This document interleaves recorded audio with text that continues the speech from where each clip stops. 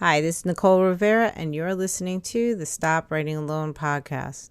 This week, we're back on track with the Happy Campers Club interviews, and I have Audrea Martin with me. The name may sound familiar because in a previous episode, when I interviewed Amy Strong, the co-host of The Right Crowd, we did a lot of talking about Audrea because she is her co-host on The Right Crowd YouTube channel. We will be talking about that, but we'll also be talking about Audrea's passion for writing cozy mystery, all the spaces and places where she's found writing community and some of her writer education, as well as the pluses and minuses of writing community. When can writing community get in the way of your writing? But the last thing, or first thing, both actually, we talk about the beginning and at the end of this interview. Audrea's new book, Blue Blue Christmas, will be coming out by the new year. We were hoping when we recorded this episode that the pre-order link would be ready by now. So you will hear me at the end of the episode saying, go pre-order it now. Link is in the show notes. That is not the case for this week. However, as soon as it is, I will announce it in our episode of the week. But I do want you to take a look at all of Audrea's links. She will also be updating, of course, all of her followers on her website and on all of her social media. So if you want to be the first to know when Blue Blue Christmas arrives, make sure you are following all of her links. But for now, here is my official introduction to Miss Audrea Martin, and enjoy. I am here today with Miss Audrea Martin of, she's cozy author, cozy mystery writer. I know her from the Stop Writing Alone Happy Campers Club, but I'm also loving everything she's doing over on The Right Crowd, the new YouTube channel.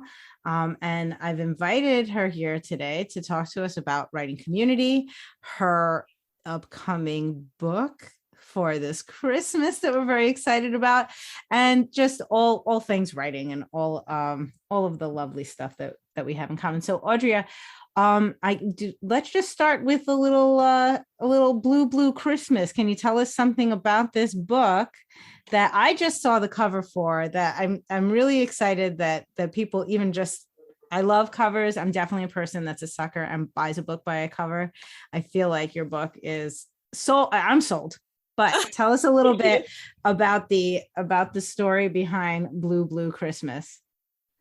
Well, Blue Blue Christmas is my first, the first cozy mystery that is going to make it all the way to being published, by golly, because there are many other books in drawers, in slush piles, in stacks in the garage that did not make it as far as this one is. So it is basically, it's about an awkward newlywed who's hiding a former identity as a grifter from everybody, including her new husband. And she and he moved to South Dakota, where I live right now. That's great. Yeah, right. And she risks exposing herself and losing this family that she has wanted her whole life in order to save her father-in-law, who's accused of murder. So that is what it's about. Ooh, I'm excited. I'm so excited. So you've always been writing cozy mystery. Has that always been your first love in the writing world, or did you start with something else and get hooked? Well, I started reading it as a child, as a small child. I read Isaac Asimov, of course, as did most 4-year-olds. No. Well, I mean, as a child, I did start with Encyclopedia Brown and some of those, little kid mystery books. But so I've always loved mystery. When I first started writing, before I even considered that I could write a book, I just wrote all the time, like most writers, and I was writing fantasy and science fiction and space epics and things like that. Cool. Yeah. But I was reading mysteries, and I mean, I read that other stuff too. I mean, that was the first I ever bought at the used bookstore were sci-fi. But I've always loved cozy mysteries so much, and loved mysteries in general. Sherlock Holmes, Agatha Christie, etc. And so I said, you know what?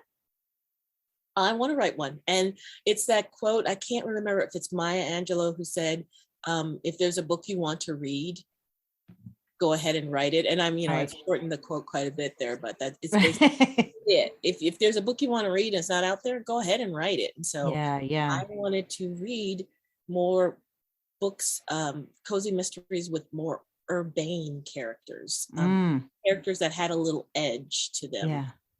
So that's what I started writing, and it's funny, and the characters are quirky, and it's got some of that small town stuff, but that's how I got to where I'm writing the cozies. I love them, so I love to read them.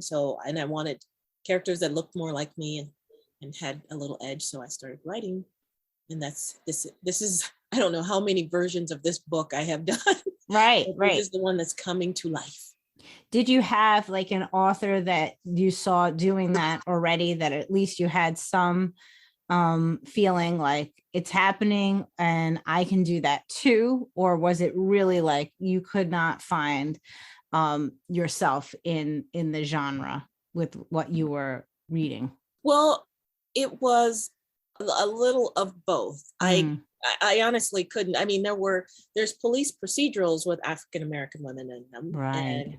And there were a few. I used to have some on my behind me on the bookshelf, and I've got a lot of them that I read, like the Paula Elwood's Stormy Weather, and there's mysteries, but there were no.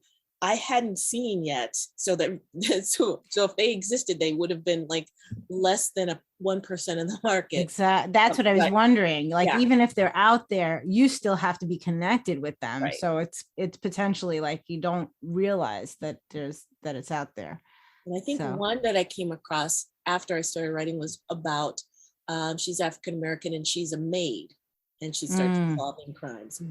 Well, that's not what I want to write. Right. But she's like a very good, and I can't remember her name. I can't remember anything. That's okay.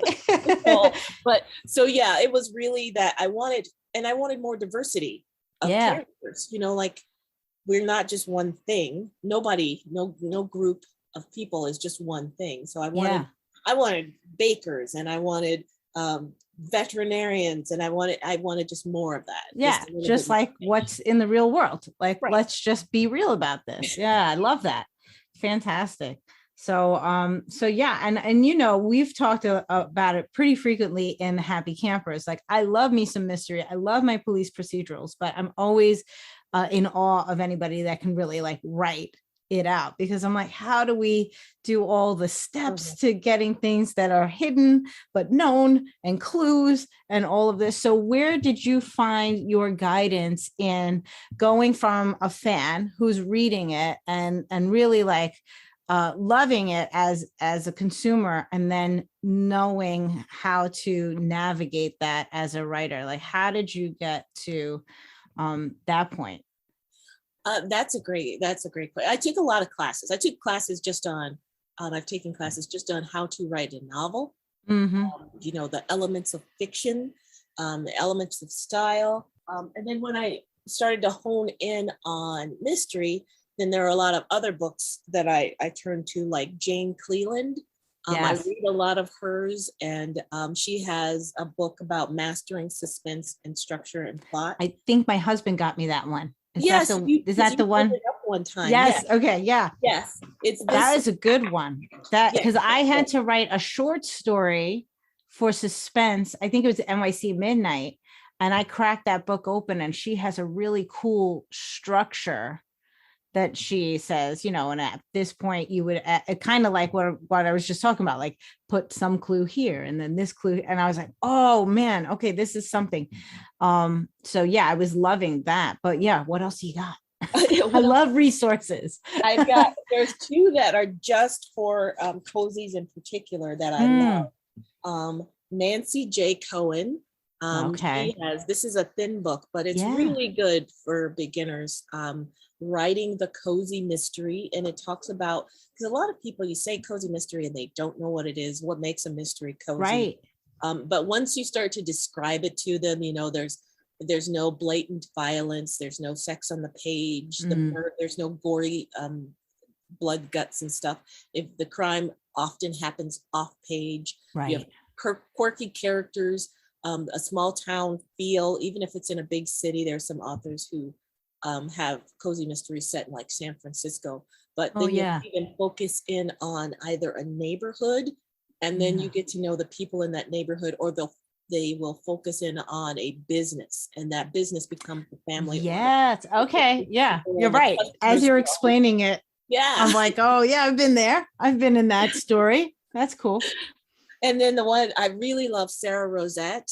And she wrote, she's got 2 out. It's How to Outline a Cozy Mystery, and then How to Write a Cozy Mystery or a Series. Nice. And it's like a workbook. So there's lots of stuff. And she has a podcast too. And she does this really great podcast with Jamie Albright called What I Wish I'd Known Then. Cool. For fiction authors. It's a really good podcast. And then she does some other stuff with cozy mysteries in particular. Oh, that's great. Stuff. So there are some great resources out there. And now there's even Crime Writers of Color is a community. Yeah, it's a community that started. Amazing. So Crime Writers of Color is a great organization for writers out there who it's a community. They teach classes, they have presentations, they support each other's books and things. And that's one of the things that I love about finding. I mean, it doesn't have to be one community. That's my jam. Right. A big community. It's happy campers. I love your happy campers. And then when it comes to for mystery writers, there are communities just for mystery writers. For people who do thrillers or true crime, then there's Crime Writers of Color, and there's Women Sisters in Crime is another. It's a huge organization, but they sponsor presentations and help sponsor conferences. Where are both of those communities, Crime Writers of Color and this Sisters in Crime? Sisters in Crime. Sisters in Crime. Are they both virtual, like online? Is that how you found them, or do they have like local chapters, or is it kind of like a hybrid of both? That's a great question. So Crime Writers of Color just started in 2020, I believe, and it's only virtual. Although they do get together. I think they had like authors talks and things like that. So I don't know that they have regional things yet, because they're still putting together their website and things like that. And they have reader boards where I can go find out whose book is coming out, and if there's a speaker or series or something like that. And then Sisters in Crime is huge. I don't know if it's international yet, but it's huge. It's right up there with Mystery Writers of America. But they do have a regional, so you can join smaller groups of Sisters in Crime in different towns or different regions of the U.S. And probably internationally as well. But and they do a lot of virtual things. There's they teach classes. They have great classes, and they even have this thing they call the Guppies, and that's for brand new unpublished writers. Oh, they just have a little a community within a community. Yes. Oh, I love that. That's fantastic. Oh, yeah. So that makes sense that you didn't go it alone with all of this. You had, all of those books are fantastic. Are you the type of person that can get a book like that and say, I'm going to do this and do it all the way through? Or do you need accountability to say, I've purchased this book and I have all the great intentions of learning everything from it, but I've gotten to page 3 and there's a shiny new thing in my room. So, right. Nicole, I feel confronted right now. I would rather say you feel seen. Like that's what I was going for. I feel seen and confronted. No, I feel seen. But no, that happens. The shiny new syndrome happens quite a bit. I have to have. I have to have all of the mystery genre books, and getting all of them is not. Yeah. So that is one of the things that a few of them. Nina Harrington also has a book about writing cozy mysteries that I've buckled down and done all the exercises. Sarah Rosette, How to Outline a Mystery. I said, okay, I'm writing a mystery. I'm going to go step by step through this book, figure this out. Nina Harrington's book. I've got Post-its in that book, and I'm going because this was the book that I'm writing, my Blue Christmas book. that I wanted to get out the door and Yeah. here. Get through the finish I had line. to just narrow my focus. But that with author craft books, that's definitely a thing. And that's why, as you know, Amy and I put together the right crowd. The right crowd. Yeah, it's the perfect answer, right? Because you're not doing that alone either. So yeah, tell us a little bit about the right crowd, because this is applicable to writers across the board, whether you're doing cozy mystery or whatever kind of writing. And it kind of answers the question of, I have this great craft book that is on my shelf and I would love to get through it, but shiny new thing. So how are you guys curing us of shiny new thing with our author craft books? So we pick a book a month or for a series of recordings, because we were the same way. We have books on our shelves and the shelves keep growing or sagging under the weight of author craft books, and there's always new ones coming out. And it's like, I haven't even read the other 10 books about that particular thing. And so Amy and I had the same affliction with that regard. So we decided, if she and I get together and have accountability, we'll become accountability partners for reading the book. We're going to do a book club, the two of us, for just author craft books. But then we said one day we were doing that, we were going through, I don't remember which one we started with it, but we said, you know what? Why don't we record this? We're awesome. Why don't we?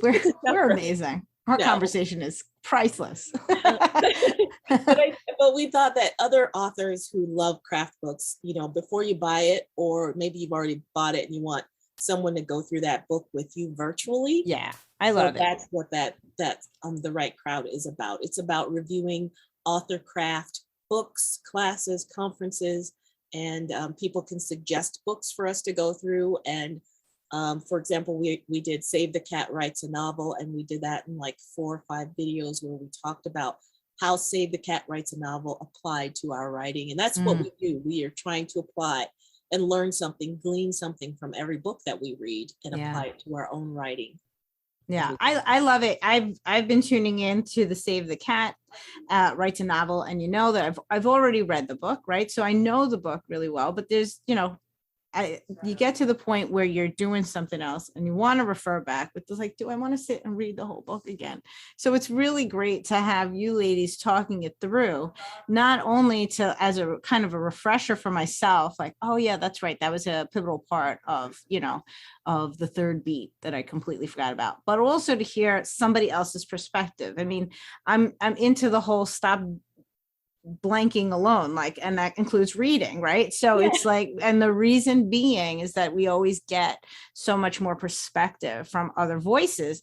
So just to hear the two of you have your conversation about the book, it's like it's deepening my own understanding even when I've read the book. So I'm looking forward to the experience. Because what's the second book that you guys were tackling just now? It's The Art of Story by John Truby. Yes. And I've always wanted to read that, but I don't think I have yet. So I'm really curious to see now when I watch these videos, how this is going to, am I going to grab the book off the shelf and sit down and start reading and be like, yes, I agree. Or am I going to let you play out and then go and get, so I think there's so much to it. And I thank you both for putting that together, for having the vision, the understanding that is something that's needed, because even if somebody else is out there having a reading group on, and they happen to be covering the same book, your voices are unique to it. And that's like, I would watch yours and somebody else's. And then I would have my own conversation with the writing group about it, because you can never stop learning from that. So it's just it's really exciting for me, not only for the content that you guys produce, but the fact that the two of you are working together, that you are staying together as accountability buddies. And I talked to Amy a couple of weeks ago about this, and I said, this is the dream realized for Stop Writing Alone, that you don't just come and hang out whenever I have something, but you realize that the power is in each other, and that you make those long lasting sort of connections. So I was so excited. Even when you guys were like, we're kind of working on something. I was like, oh my gosh, I want to know what it is. I want to know, but I'm not going to ask yet. I like, I personally like to create with the door shut, Yeah. so I was like, I want to ask all the questions, but I know not to ask the questions. They will tell me when they're ready. I'm so excited though. You were adorable. You're like, I just want to know, but I don't want to ask, but I want to know. Right. Exactly. So when it was finally revealed, I was like, yes, I knew it was going to be awesome. We're having a great time with it, and it's awesome that we met through Happy Campers, and we don't necessarily write the same. She does write mysteries. I think she's working on some fantasy stuff right now in her anthology, and I'm currently just working on mysteries. That's all I have in my to be written pile going forward, because I'm working on a series, but we still have the same, we met through Happy Campers and clicked in that community, and fondly still love Happy Campers, the sessions that you do there. Yeah, no, it's been great to have you guys there and to see this blossom even more. So I do want to talk about your other adventures with Amy coming up. Am I right? Are you two going to some conferences coming up this fall, like in person, face-to-face situations, even though you're from various parts of the country?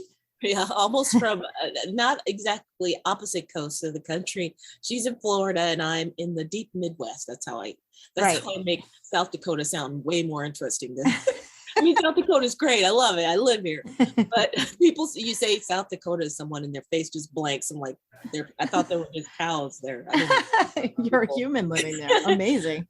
So yeah, we are going to 20 books to 50K in Las Vegas. So we will meet in person for the very first time. Amazing. At that conference. Yeah.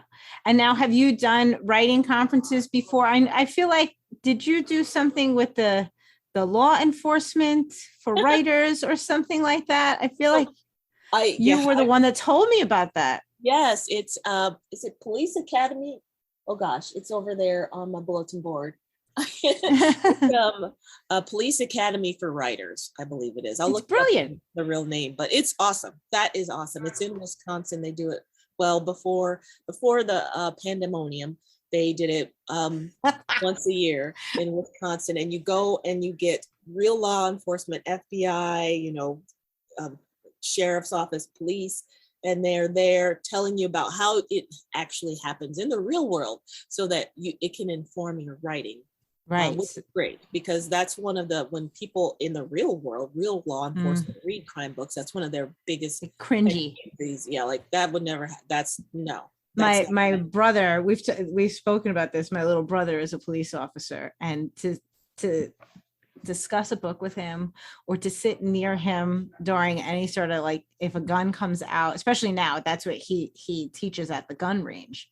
So now he's like all about proper holding of things, and all things I know nothing about, but if they barely touch the gun, and he's like, oh, that's totally incorrect. I'm like, nothing happened yet. He's like, no, first step is this and that. So I loved it when you said that there was this resource out there, this Police Academy for Writers, because I was like, I know at least one human being that would really appreciate it if writers do the work.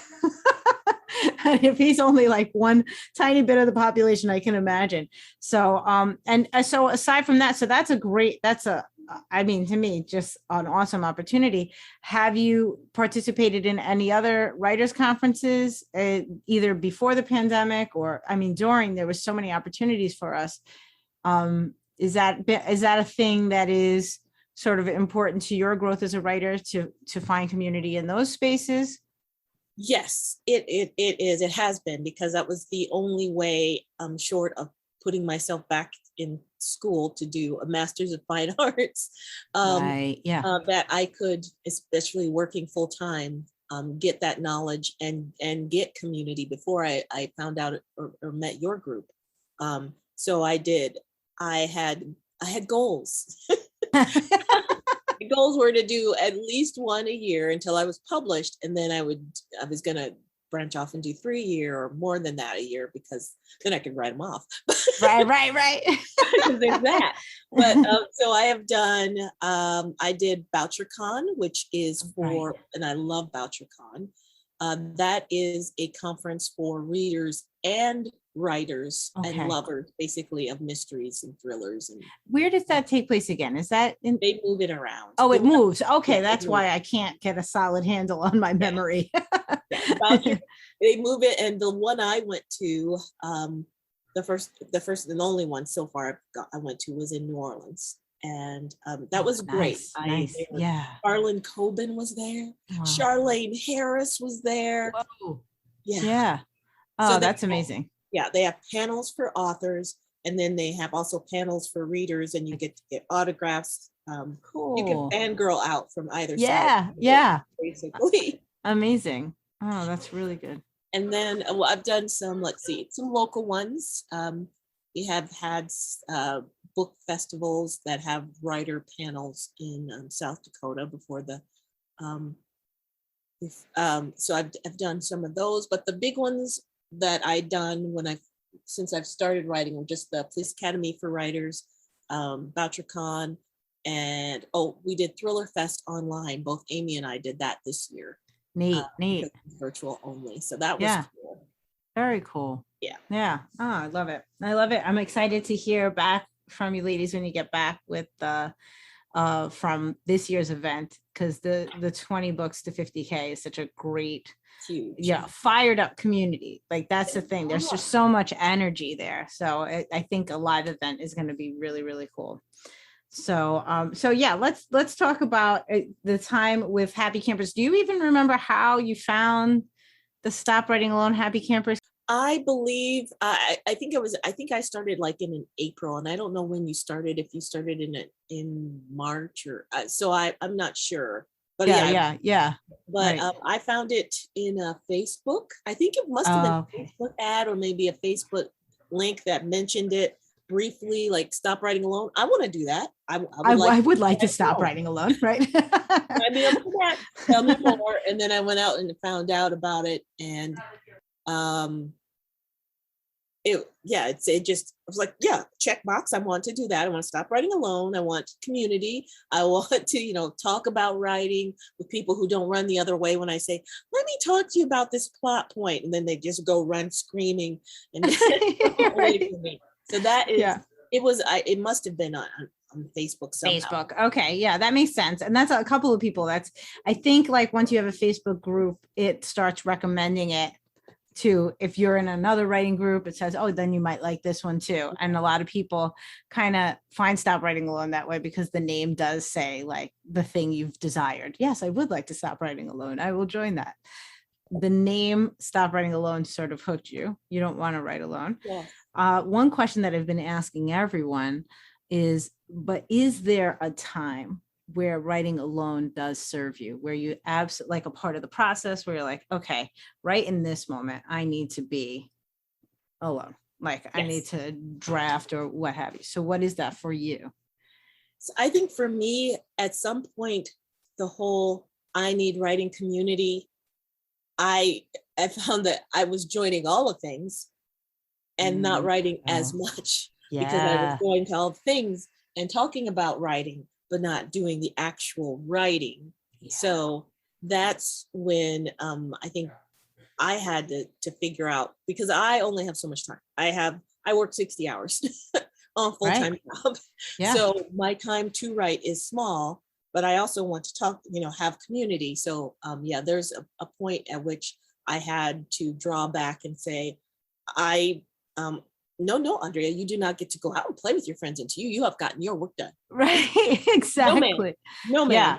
So it's interesting, because so far of everyone I've asked, you're the first person to bring that up. And I think that's a real serious issue for many writers. And I don't know if everyone's identified it for themselves yet, that's, there becomes a social aspect to writing community, which is fantastic and does serve us. But there can be a point where it ends up getting in the way of the work. Mm-hmm. So I think it's really important to identify if that's happening. It even happened in the Staten Island Writers Group. We realized that we started to like each other. And so we were socializing at our meetings instead of like Yeah. getting work done. And we were like, you know what? We are actually allowed to hang out with each other outside of these meetings. So why don't we save the social, Yes. actually plan a thing to be like friends, but make this time sacred for our writing. So how did you sort of get strict at yourself and make sure like, nope, now I'm going to get to work? Was it just like, I'm not playing anymore? Or did you have any support in place for that? Well, it was, I had to look at, and this is something I suggest for everybody, is to look at look at your writing and what you get done in a week or a month, and figure out what are the clues to how you're writing the most. Like, oh, wow, look at this. I got like 5,000 words on the page. What was different about this time than all these other times? And it's like, oh, well, I didn't have any conferences or classes or, meetings. I was no interruptions. Is for me, because I do have a little bit of an attention problem. Interruptions. And I needed to just, because for me, having a meeting at 3:00 in the evening or afternoon, or 6:00 in the afternoon, my brain starts to tick down to that, or to like get prepared for that. So I can't focus on writing because did I do my homework for that class? Yeah. It's always, my brain is starting to try and get me prepared for it, because I see. Yeah. That makes sense. So I had to look at what were the blocks of time where I was the most productive, and how can I reinforce or repeat that? And it was, I have to, only I play certain music, and I had no other interactions. Even Clubhouse was a distraction, because I thought I can listen to other writers talk about writing and I not participate, but my brain is also listening to other writers and not writing story, not writing, new stuff. So that was it. No, that's great. Yeah, I love that advice, because that's kind of how I think about the weekly goals all the time. And that those two questions of, I identify this week what works for you, identify what doesn't work for you. Like, in every week is like a new experiment of, when did I get that writing done? What was the environment like? Who was in my way? What was my schedule like? All of that stuff, good and bad, will help inform moving forward. And it is okay if at a certain point you realize that the writing community is in the way, and you say, okay, for now we need to unplug until I get this done, and then we'll come back and discuss. So that is, that's great advice. So I thank you for sharing that. So on the on the flip, how then has community, and it could be the Happy Campers community or writing community in general, how has community served you when you are showing up? Because we see that it very clearly can be a distraction. So what does it do? How does it feed you when you're there to make it worthwhile when it does come time? Well, it's choosing what I found was I also had to choose the right communities, like your community, like Happy Campers. You have a very structured way of doing it, like the critique time, and then there's time cut out for just, socializing, and then there's time for goal planning, there's time for feedback on how things went. So it helps me a lot to have goals for my writing for the week or for the month or for the year, and to show up and talk about those goals, and to hear how other people are achieving their goals, and that they are achieving these great things, and to see that success, and just be happy for people in their moment. And also go, you know what, I can do it too, because Jennifer's awesome. I can do it. Right. Now she's my inspiration. Right. And so that's how it helps me. It's just finding the community where, it's a good fit, where it's time that's well spent. So I didn't get rid of all the things. I got rid of the things that were most distracting, where I knew my brain, I could not focus, and I was spending so much time doing all the things. So I had to whittle down to just the things that had the most value for the community, where I was getting the most value out of the community and bringing the most value, I hoped, to the community.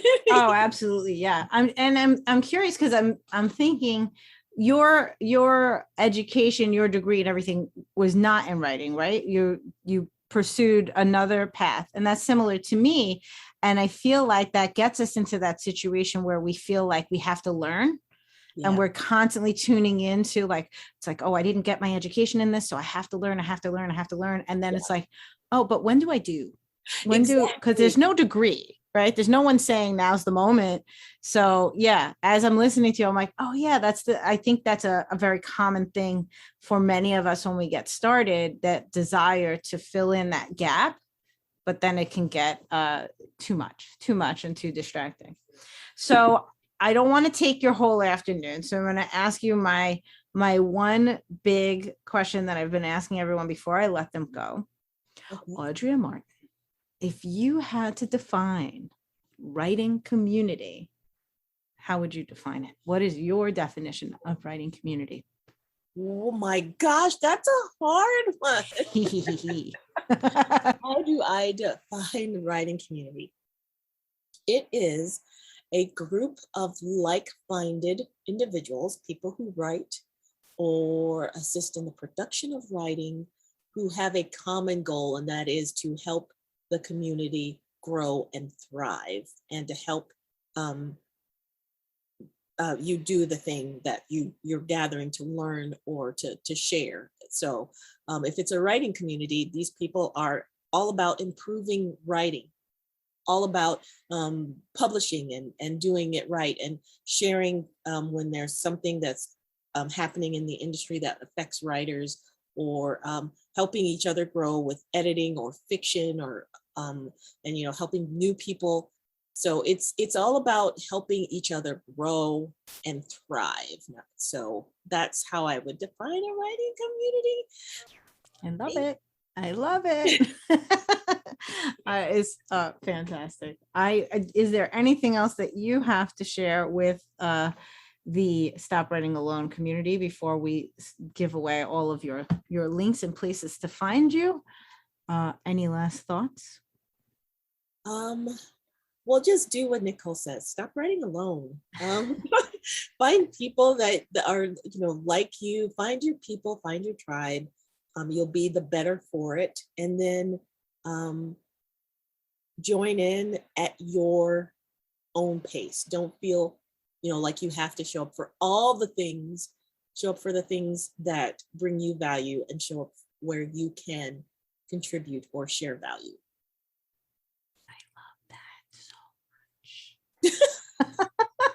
I get a gold star. You do, because I think some people do need permission to do that, to say, I'm not going to go to all the things. Like, that's okay. Yes. That's okay. You do what works for you. Yeah. We need to remind people that they have all those rights. I'm definitely a person that always needs permission for things. I definitely feel that. So, all right. So on Instagram, on Clubhouse, on Facebook, you can find Audrea at So Very Odd, right? So, and I will have the links in the show notes, and your website. Or go ahead. I was going to say that's So Very Odd, and it's AUD. AUD.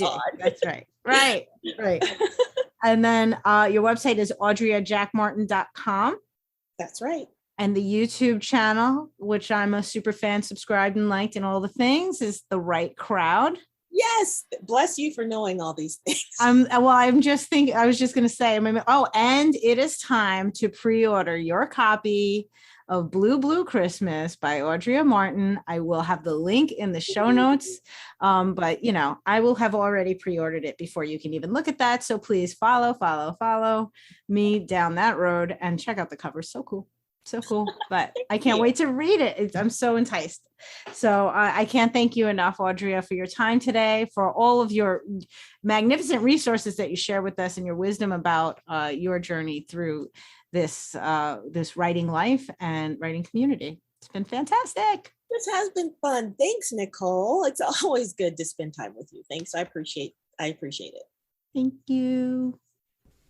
Okay, well, just one more reminder. AudreaJackMartin.com is Audrea's website, where you can follow along on her journey and get to find out the moment that Blue Christmas becomes available for sale. Again, as I said at the beginning of the episode, I will come here on the podcast and let you know when that's happening, but Audrey is probably going to beat me to it. She's also at So Very Odd, and odd is the AUD in Audrea. So, and on pretty much all of her platforms. But I will have all the links in the show notes. I can't thank Audrey enough, not only for this interview, but just for being a part of the Stop Writing Alone Happy Campers Club, and for taking the whole idea of Stop Writing Alone to heart, not only in my community, but beyond, with all of the different communities she spoke to us about, and her work with Amy Strong over in the Right Crowd. So don't forget to head over to that YouTube channel, like and subscribe and share, and just, enjoy when you're over there. But I will be talking to you again next week. If you miss me on the in-between, don't forget to head on over to the NV Rivera YouTube channel, where I share writing prompts and exercises every single week on Fridays. So if you didn't get enough here, just tune in tomorrow to YouTube, and I'll see you over there. Have a great week, and I'll talk to you next Thursday. Happy writing.